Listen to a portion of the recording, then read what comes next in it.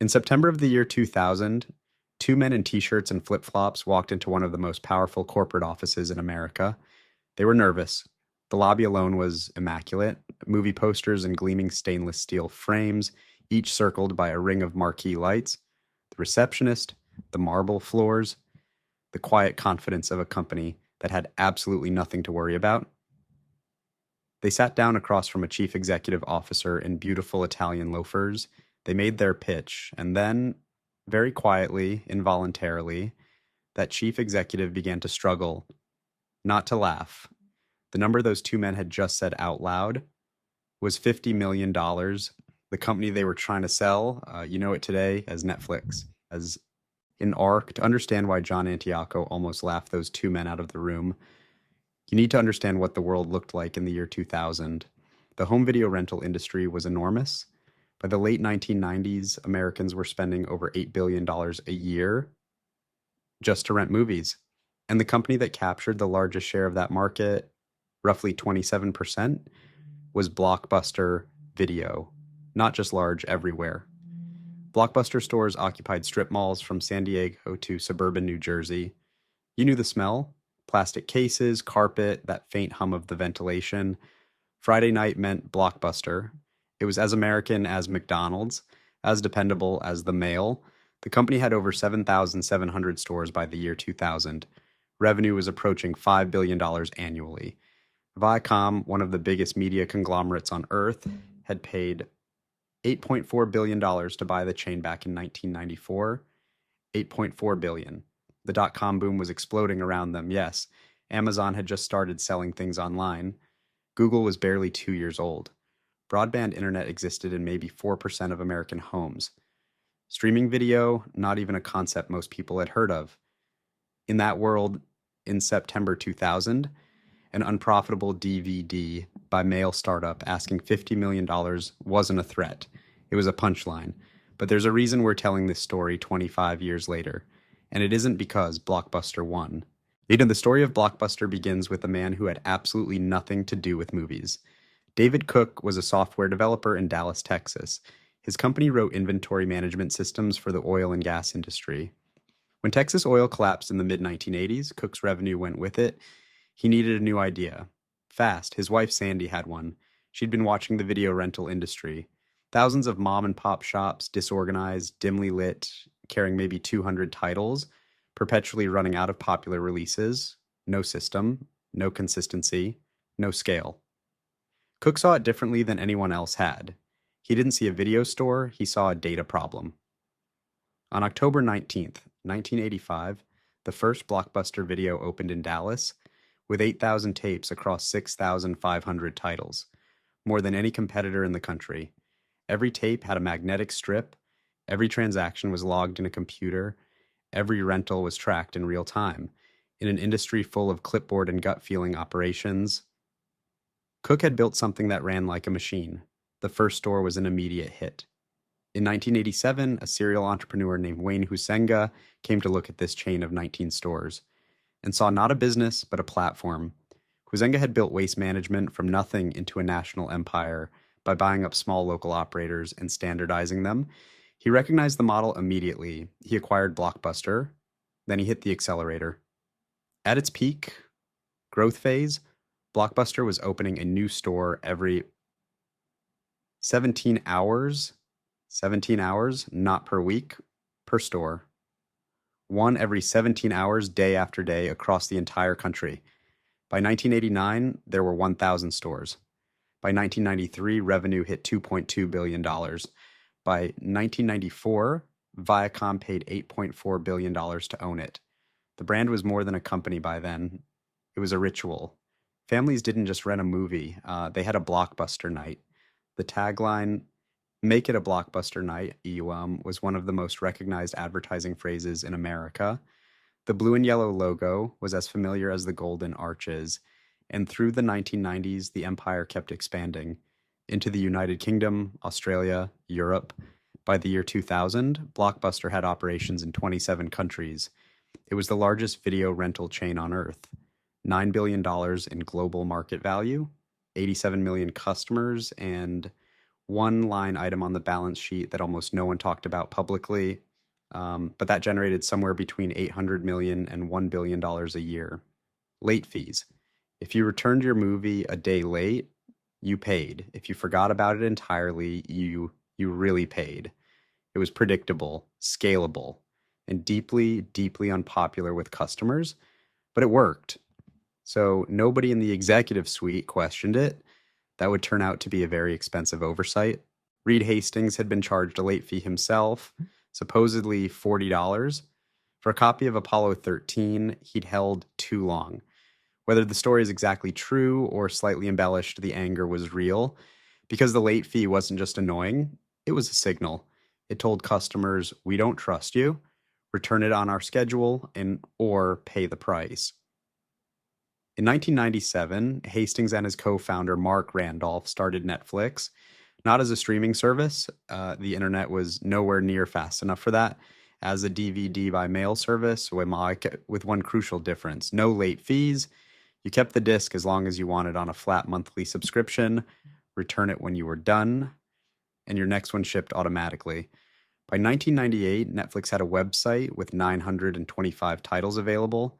By 1999, the subscription model was in place. By 2000, they had several 100,000 subscribers. They also had a cash problem. The dot-com bubble was bursting. Investors were skittish. Netflix was burning through money. And Hastings and Randolph, rationally, honestly, thought the best path forward was to sell to Blockbuster and run their online business under that massive national brand. So on a September morning in 2000, they flew to Dallas. They walked into Blockbuster's headquarters. They sat down across from Chief Executive John Antioco, his general counsel, and a room full of executives. And they made their offer, 49% of Netflix for $50 million. Blockbuster would handle the stores.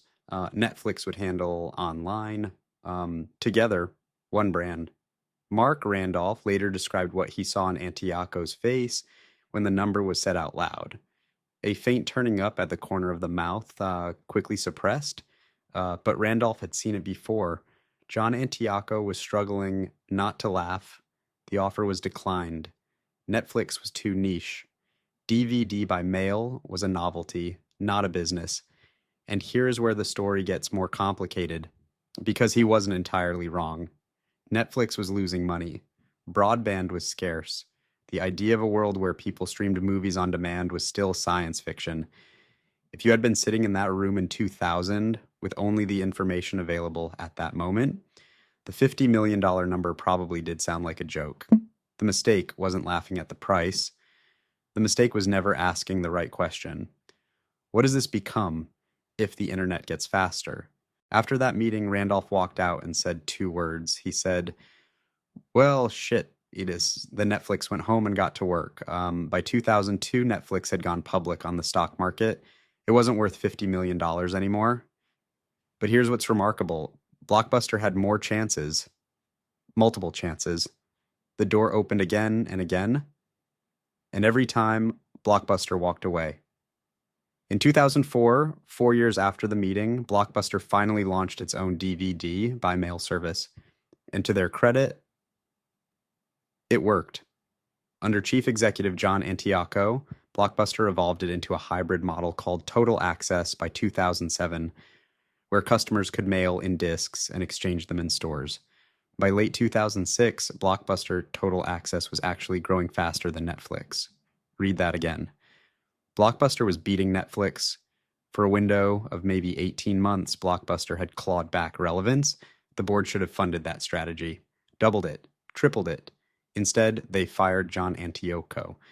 Investor Carl Icahn, who had acquired nearly 10% of Blockbuster stock, led a cost-cutting campaign. The Total Access program was expensive. It was eating into profits. Antioco wanted to lose money short-term to win long-term. Icahn disagreed. The new chief executive, Jim Keyes, arrived in 2007. That same year, Netflix launched its streaming service, and Keyes, the man now in charge of stopping them, told a reporter, I don't see Netflix as a competitor. He was not trying to be reckless. He genuinely believed it. And that belief cost everything. In 2010, Blockbuster filed for bankruptcy.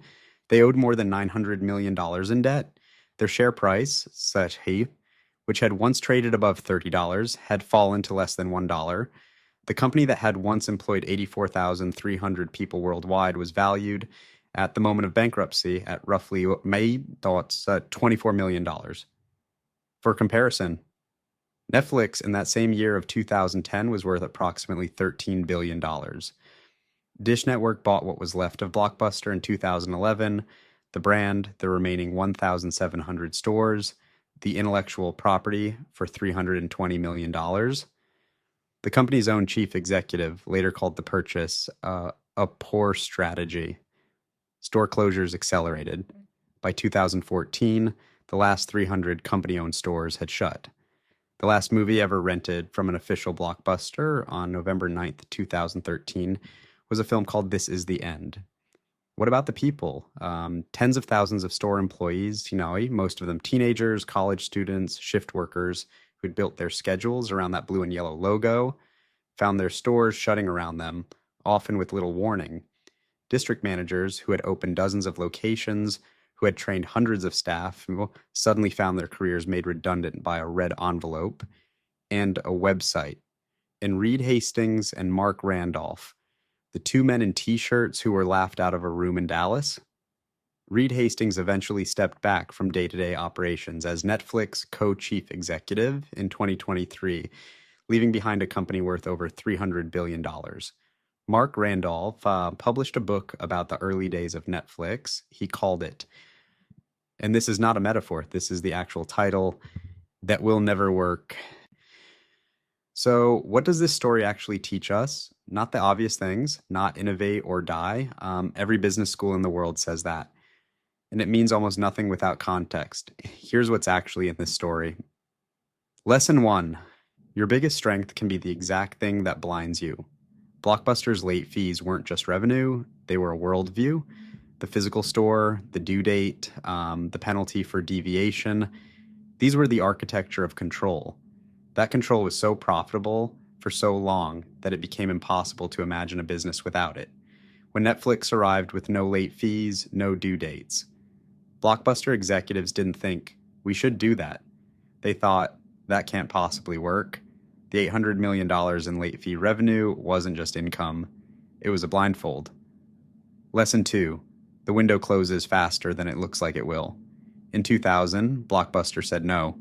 In 2004, they finally launched their own version. 4 years late, in 2006, Total Access was winning. In 2007, they fired the man running it. Also in 2007, Netflix launched streaming. The window wasn't just closing, it had been open the whole time, and they kept choosing not to walk through it. Disruption doesn't happen in a single moment. It happens in a series of moments where the dominant player looks at the door and decides, not today. Lesson 3. Confidence in the present is not a strategy for the future. Jim Keyes was not stupid. He ran a rational business in the world as it existed. But I don't see Netflix as a competitor. Isn't just a bad quote. It's an entire failure of imagination. The question was never what Netflix was. The question was what Netflix was becoming. And by the time Keyes could see it, Netflix was already there. We started with two men in t-shirts walking into a marble lobby they couldn't afford. They walked out with nothing, no deal, no lifeline, no corporate salvation, just a flight back to California, and the quiet, stubborn decision to keep going anyway. If you want more stories like this, companies that change the world, and the ones that watch them do it, make sure you're subscribed. We cover the history that business schools skip. Here's the thing about that September morning in Dallas. Blockbuster wasn't wrong about everything. Netflix was losing money. The dot-com world was on fire. $50 million for a DVD by mail startup was objectively a lot to ask. But the man in the Italian loafers, the man who almost laughed, wasn't evaluating what Netflix was. He was certain about what it would never be. And the two men in t-shirts built exactly that.